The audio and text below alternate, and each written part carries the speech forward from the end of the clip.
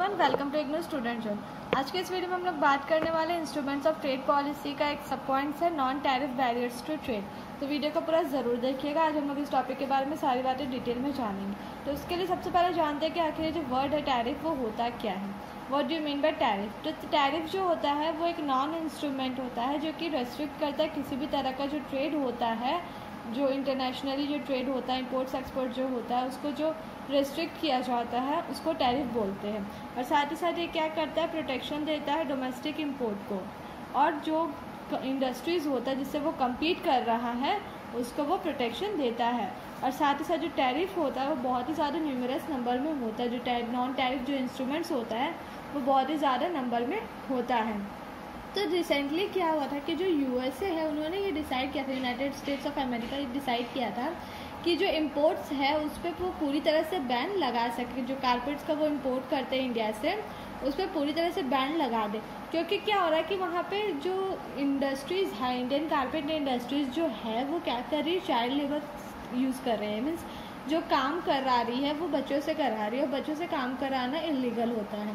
तो इससे क्या होता है कि जो ह्यूमन राइट्स का एक्टिविटीज़ होता है वो बहुत ही ज़्यादा सीरियस ऑब्जेक्शंस इसमें कर रहा है कि क्योंकि वो चाइल्ड लेबर यूज़ कर रहा है अपने गुड्स को मैन्युफैक्चर कराने के लिए। ठीक है, तो पास्ट कुछ ओकेजन्स में क्या हुआ था कि जो गुड्स जो यूएसए जो ले रहा था वो क्या कर रहा था, उससे जो हेल्थ होता है ना लोगों का, उस पर हेल्थ का जो हैजार्ड्स होने लगा सिटीजन्स पे।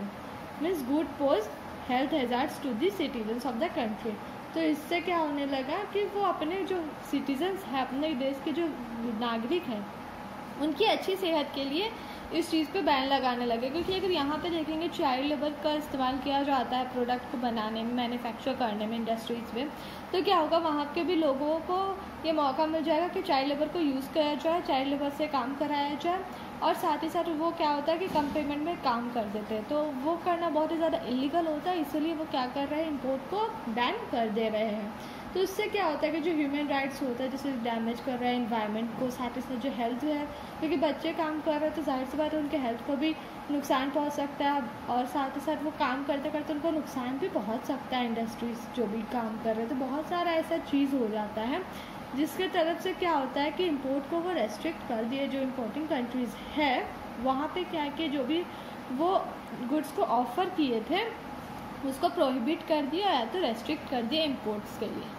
ठीक है, तो ऐसा जो रेस्ट्रिक्शंस हुआ उसको नॉन टैरिफ बैरियर बोला जाता है। मतलब कि जो ह्यूमन का जो कंसिडरेशन होता है, हेल्थ कंसिडरेशन होता है, ह्यूमन राइट्स होता है, इन्वायरमेंट को जो डैमेज पहुंचाता है, इस तरह का जो भी रिस्ट्रिक्शंस होता है जिसके कारण से इंपोर्ट में रिस्ट्रिक्शंस लगाया जाता है उसको नॉन टैरिफ बैरियर बोला जाता है। तो बहुत सारे नॉन टैरिफ बैरियर्स होते हैं जो कि गवर्नमेंट के द्वारा इम्पोज किए गए हैं ताकि वो डिस्क्रिमिनेट कर सके इम्पोर्ट को और साथ ही साथ एक्सपोर्ट के फेवर में काम कर सके। तो इसके बारे में यहाँ पे बहुत तरह के नॉन टैरिफ बैरियर्स हैं और साथ ही साथ उसके इम्प्लीकेशंस के बारे में भी दिया हुआ है इंटरनेशनल ट्रेड में। तो चलिए उसके बारे में एक एक करके बात करते हैं कि आखिर क्या क्या नॉन टैरिफ बैरियर्स होते हैं। तो सबसे पहला है कस्टम क्लैरिफिकेशन एंड वैल्यूएशन।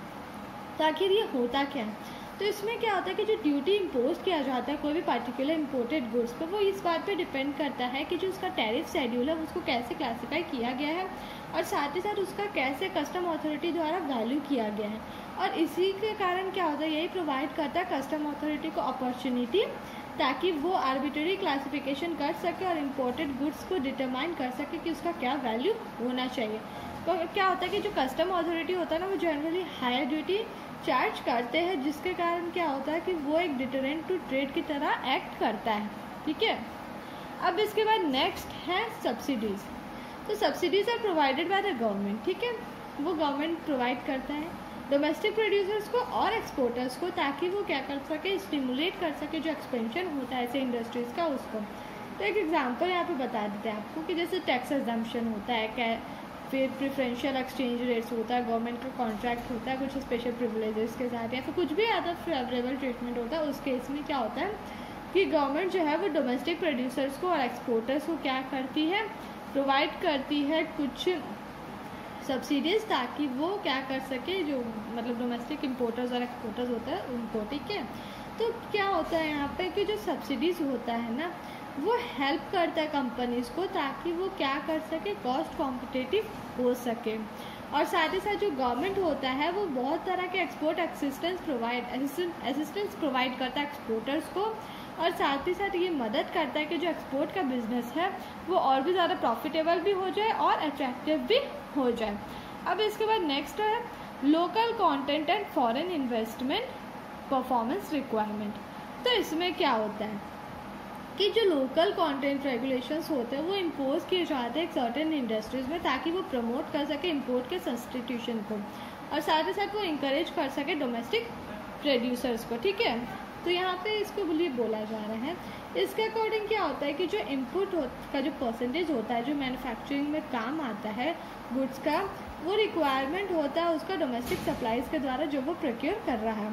और उसी तरह से क्या होता है कि जो फॉरेन इन्वेस्टर्स होते हैं वो क्या करते हैं कि एक्सपोर्ट करते हैं एक सर्टेन प्रोपोर्शन में आउटपुट को कोई भी डोमेस्टिक कंट्रीज़ में कुछ फॉरेन इन्वेस्टमेंट के जो परफॉर्मेंस का रिक्वायरमेंट होता है उसके तहत में।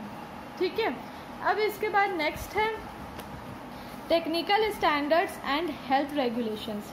अब इसके बारे में बात करते हैं कि जो रेगुलेशंस होता है वो इम्पोज किया जाता है इंपोर्ट में। ठीक है, जो भी गुड्स का इम्पोर्ट्स होता है उस पर, और साथ ही साथ क्या होता है कि उसको जो भी सेफ्टी दिया जाता है, हेल्थ, लेबलिंग, पैकेजिंग, जो भी गुड्स का जो काम होता है प्रोडक्ट का मैन्युफैक्चर होने के बाद सेल होने के बीच में, वो सारा काम यहाँ पे किया जाता है।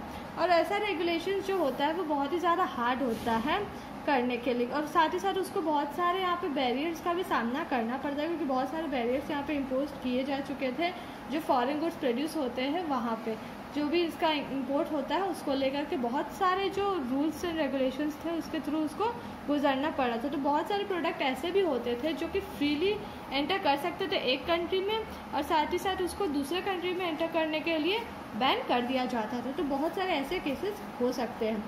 अब इसके बाद नेक्स्ट है गवर्नमेंट प्रोक्योरमेंट। तो गवर्नमेंट प्रोक्योरमेंट के अंदर क्या होता है कि जो गवर्नमेंट है वो परचेज करता है प्रेफरेंस को डोमेस्टिकली जो प्रोड्यूस गुड्स होता है उसके लिए।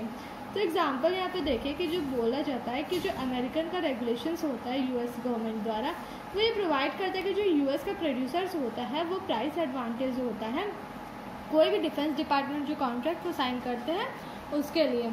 इसके बाद नेक्स्ट है रेस्ट्रिक्शंस ऑन सर्विसेज। तो जो नॉन टैरिफ बैरियर्स होते हैं जो इम्पोज्ड होते हैं कर्टल ट्रेड इन सर्विसेज पे, उसके लिए यहाँ पे रेस्ट्रिक्शंस लगाया जाता है। तो जैसे एग्जांपल यहाँ पे समझ लीजिए कि जो रेस्ट्रिक्शंस इम्पोज्ड होता है ना ट्रांसपोर्टेशन पे, बैंकिंग पे, इंश्योरेंस, एडवर्टाइजिंग, अकाउंट लॉ, ये सारी चीज़ों पे होता है। बहुत सारे अदर और भी बहुत सारे ग्राउंड्स होते हैं जिस पे रेस्ट्रिक्शंस लगाया जा सकता है। तो ये सारे रेस्ट्रिक्शंस के अलावा कुछ और से भी वॉलंटरी एक्सपोर्ट रेस्ट्रिक्शंस होते हैं जो जैसे कि एंटी डंपिंग रेस्ट्रिक्शंस हो गया, वॉलंटरी एक्सपोर्ट रेस्ट्रिक्शंस हो गया, स्पेसिफिक परमानेंट रिक्वायरमेंट्स, ये सारी चीज़ें भी यहाँ पे इंक्लूडेड होती है रेस्ट्रिक्शंस के तौर पे। तो ये था नॉन टैरिफ बैरियर्स। किसी भी तरह का डाउट रह जाता है तो कमेंट करके ज़रूर पूछें, मैं पूरी कोशिश करूँगी आपके सारे डाउट्स को क्लियर करने के लिए। वीडियो को लाइक करना ना भूलें। वीडियो को पूरा देखने के लिए थैंक यू।